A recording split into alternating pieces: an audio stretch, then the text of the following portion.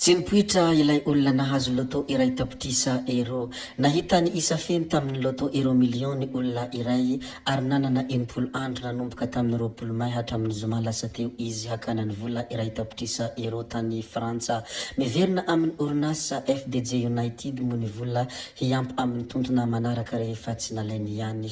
Hilaza ireo rehetra malaza sy ireo rehetra mandalo ao a Madagasikara moa isika ato anatin'ity video ity. Famelohany izany zavatra rehetra izany dia mbola entanina toy ny mahazatra foana ianareo mba hiaboneny chaîne mba hanao j'aime ny video, indrindra hametraka ny commentaire. Ndeha aloha idirantsika vetivety izany fanaovana abonnement izany mialohany hirsoantsika amin'ny resaka zay ataontsika. Ndao ary topoky lahy, ndao ary topoky vavy, abonné vetivety ary ny chaîne atsika.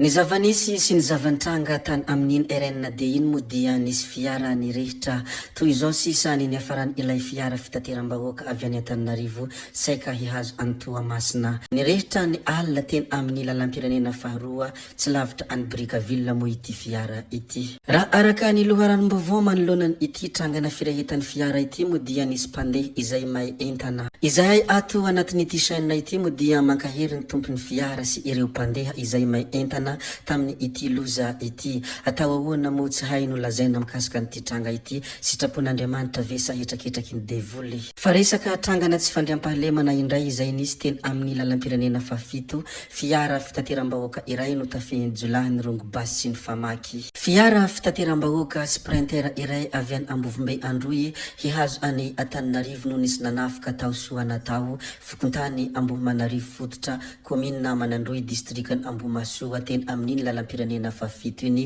ny androany tokony ho tamin'ny iray ora maraina. Andianjolahy mirongo-basy sy famaky mahery ny folo no nanafika ity taxi brosy ity. No sakanan izy ireo hazo ny arabe raha ny fitantarany ireo voaroba, no kapen'izy ireo ny fitaratry ny fiara no sady nandrahona ny mpandeha sy ny mpamily izy ireo. Vokatry izany moa dia olona miisa 5 no naratra mafy, lasa ny volan'ny mpamily 4 hetsy ariary. Nisy tamin'ny ireo mpandeha ihany koa voaroba vola 4 tapitrisa ariary mahery. Raha araka ny loharanom-baovao hatrany izay nisoratany Mahefara Zafindrakoto moa dia samy nangalany ireo olon-dratsy avokoa ireo mpandeha na vola izany na finday. Efa ao an-tampon-tanànan'ny Ambohimasoa ireo lasibatra amin'izao fotoana izao. Izany moa ny zavatra nanjony mpiray tanindrazana amintsika ny androandroany teny amin'iny lalam-pirenena fafito iny, fiara fitateram-bahoaka iray no tafihin'ny jolahy ny rongo-basy sy famaky tokony ho tamin'ny iray ora maraina. Rehefa avy niresadresaka ny mikasika an'iny trangana tsy fandriampahalemana iny moa isika dia ndeha indray isika hilaza ny mikasika ny jirama sy ny fanampiana arabola. Raha araka ny voalaza moa dia tsy hamatsy vola ny banky iraisam-pirenena raha tsy hita ny ezaka izay ataon'ny fanjakana. Nisy ny fionana teo amin'ny ministeran'ny toe-karena sy ny delegasiona avy amin'ny banky iraisam-pirenena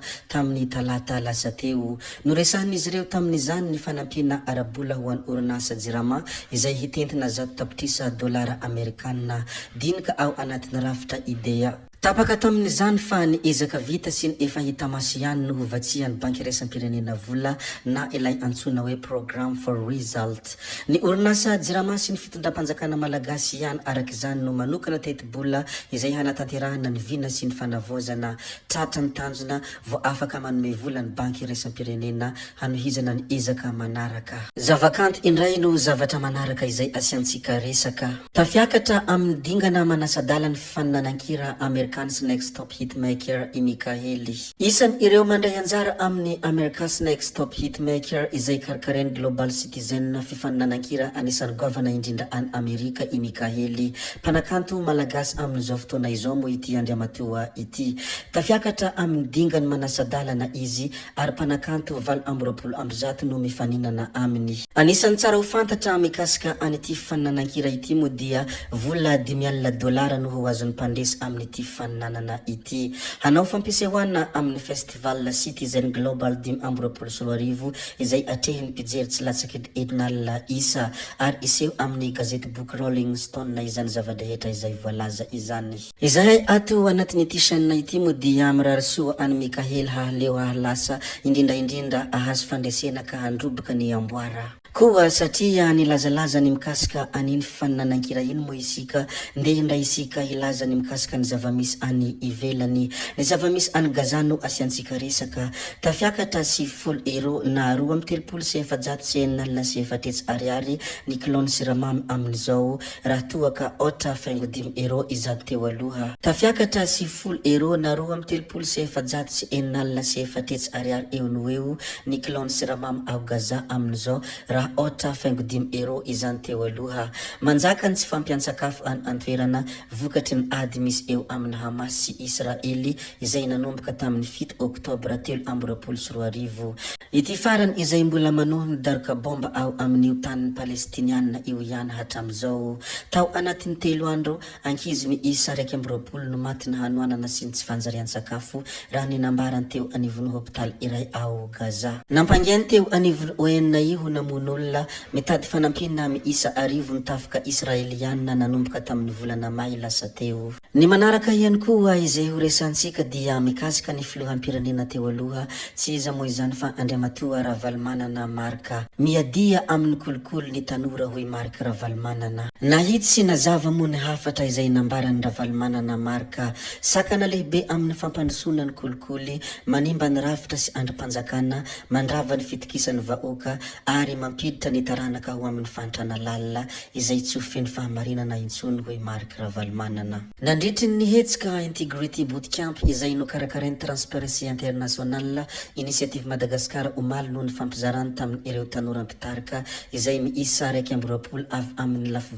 nosy. Fototra 5 momba ny fitarihana tsara sy ny mahagitra no napetrany. Ireo fototra 5 momba ny fitarihana tsara sy mahagitra napetrany ireo moa dia ireto avy: SOAP mijoro sy mandray andraikitra, LOCAP manana vina mazava sy miatrika ny ho avy, ary SPICAP mahasahy miteny sy mijoro ho amin'ny marina. Noho ny farany moa dia TIMAP miasa. Izany moa anisan'ny fototra 5 momba ny fitarihana tsara sy mahagitra napetrany. Ravalomanana no farany voalazantsika tato. Ravalomanana indray no farany izay no resantsika tato anatin'ity video ity.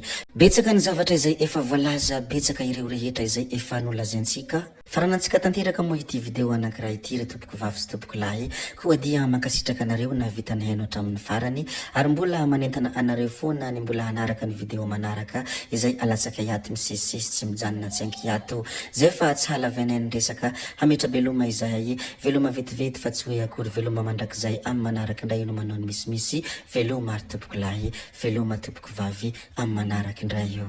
Kauya we gabi we ciao ciao.